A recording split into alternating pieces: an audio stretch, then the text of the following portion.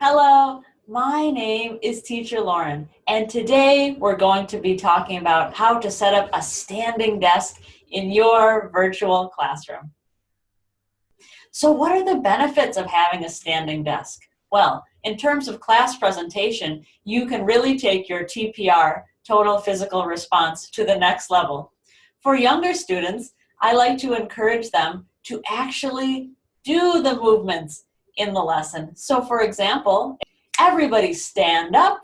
Let's move our bodies. Ready? Let's stand up. Ready? Stand up. Go ahead. Everyone, let's move our hands. Go ahead. You can stand up. Move your hands. All right. Everyone, say, ready? Say jump. Jump. Jump. Good job.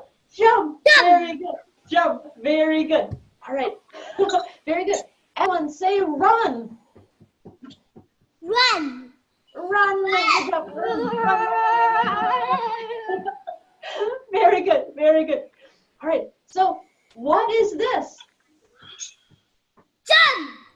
Jump. Good job. Okay. What is this? Say walk. Walk. Walk. Good job. What is this? Run. Run. Good job. Very good, everyone. You can be in the courseware. What is behind me? Oh, it's Lackey's dog, Bean. Wow.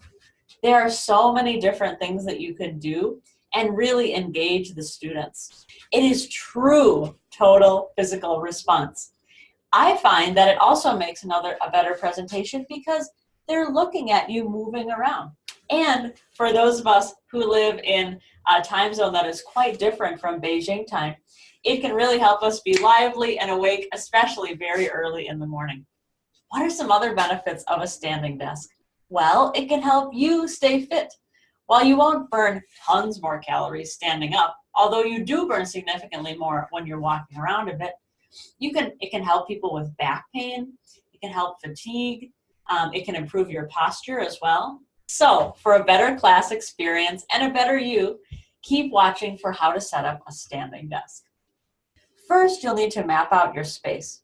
If you're using a green screen or a chroma key background, you'll need to adjust it according to the space that you will take up when standing and moving around. My current green screen is just under 3 meters wide and about 2 1/3 meters tall.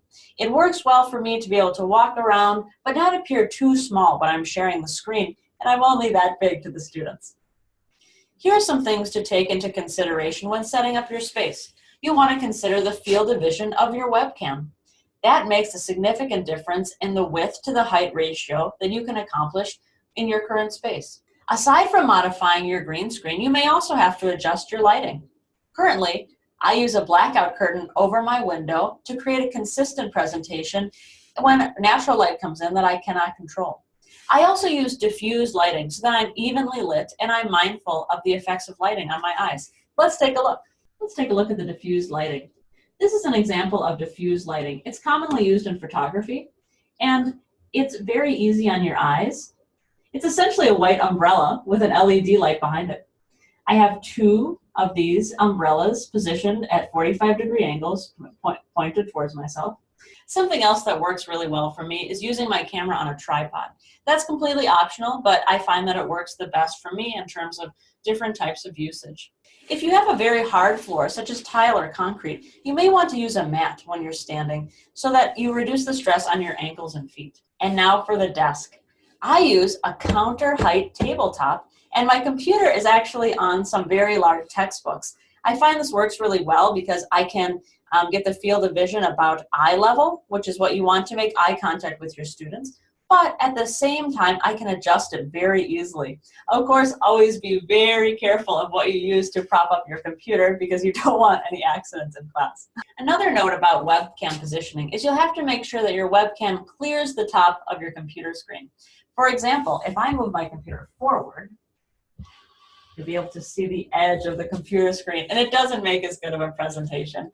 It sort of breaks the barrier of seeming like a total virtual classroom.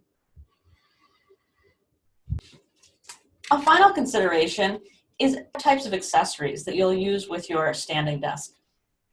Currently, I still use headphones with a cord. However, the cord is quite long and it's not very noticeable on camera. Let's take a look. This is actually my corded headset, and a little trick is that I run it down the side of my shirt so that it keeps it off to the side, and I actually have quite a large range of movement with this. Another accessory that of course we have to use is a keyboard and a mouse. Currently, I keep my laptop on my standing desk, so when I'm sharing the screen, I just walk over and annotate or use the mouse as necessary. I've also tried using a wireless keyboard with a small table off to the side. I find that both work quite well, but I'm currently the most comfortable using the laptop still, just because I can see much easier what I'm working on, and it just seems to work the best for me. However, I'm looking at different ways to use the wireless keyboard. This particular wireless keyboard has a mouse built in, and so it's very easy.